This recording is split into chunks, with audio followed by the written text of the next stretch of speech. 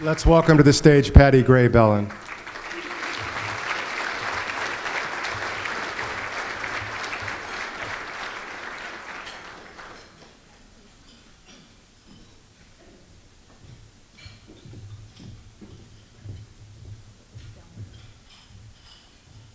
Hi. That was kind of fun to watch. I am a little speechless. I really appreciate being included here tonight.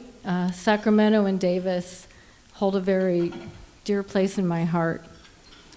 I have a lot of people to thank this evening, but before I get into that, I really want to do a shout out to my junior high PE teacher. Because, you guys were laughing already, I haven't even told you the story. She cut me from volleyball, basketball, and if I wasn't getting the message loud and clear enough, she also cut me from softball, my favorite sport at the time. That was tough to take. But I got it, and I decided not to go out for any more sports that she coached. And of course, I turned to the only sport that didn't make cuts. I'm smart. And found running my true love. I love running. And of course, that led me to all of you. So that's just a kind of funny story that's true. Seriously, when I heard about this honor, I was touched but felt a little awkward. I really didn't do anything back then to help anybody. This is not a humanitarian award. I was given a lot. And I feel like I can only truly accept some honor like this if it's a team award. And so, of course, first on my team is my coach here, who's sitting at this table, Sue Williams.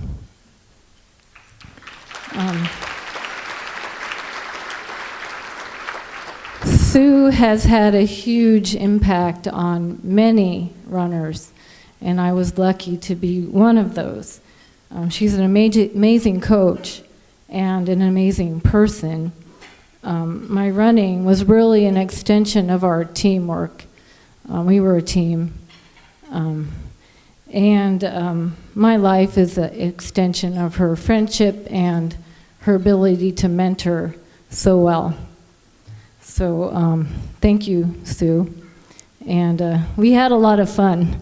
That was the thing that people don't realize is we had a lot of fun. My family who's sitting here is also a huge, huge part of my team.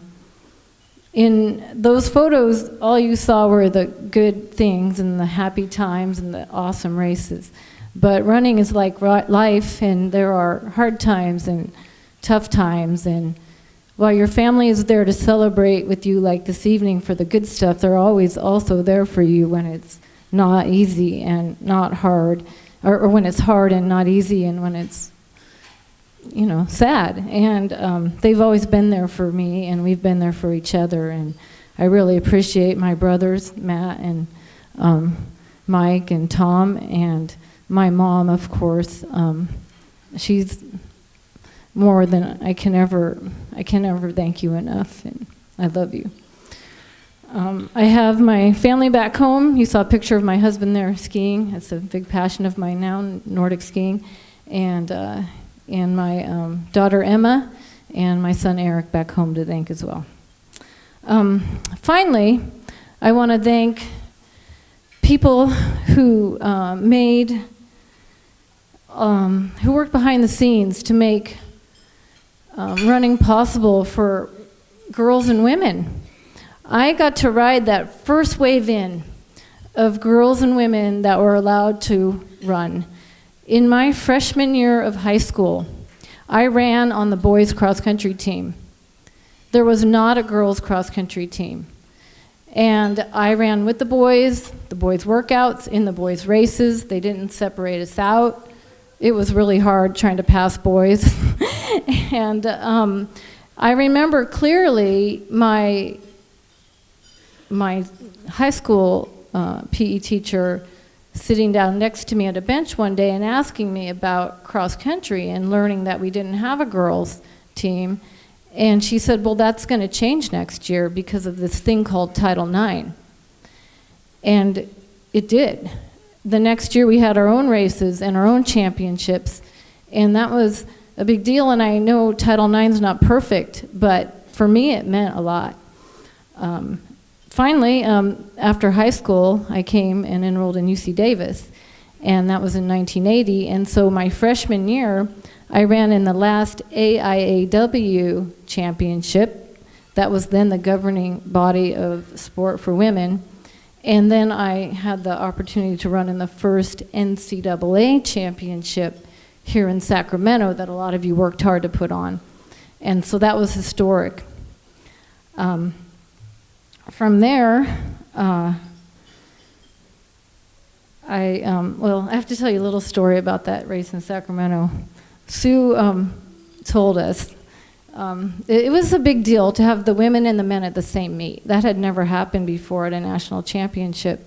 And she told me that the male coaches were all in a tizzy because they were worried that us girls would be a big distraction and that the guys wouldn't be able to focus on their races. And so, you know, somehow I think history has proved that we became more of an inspiration than a distraction.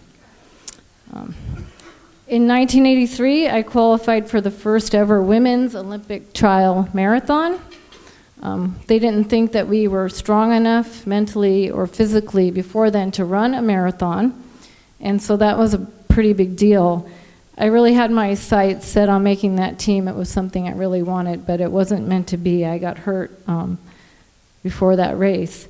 Nevertheless, I was in the stadium in the Coliseum in LA the year, that summer, when Joan Benoit came into the tunnel and won the gold.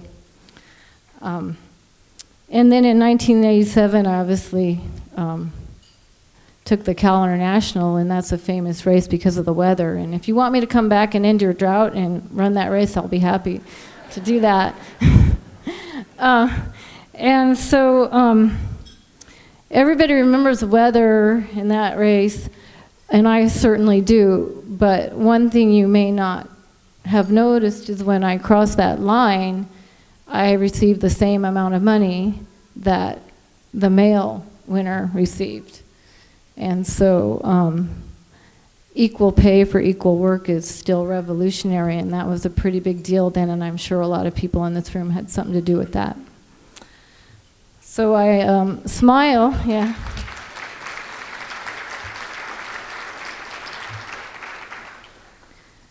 I really was running in Davis this morning, and I noticed how many girls were out running and how many women were out running and guys. And when I'm at home in Boise, I noticed the same thing, and it makes me smile inside to know that I was on the wave of that whole start, thanks to many people. And then now my daughter is riding that second and third wave, and she's so proud of her muscly shoulders that she's gained from lifting weights and pole vaulting.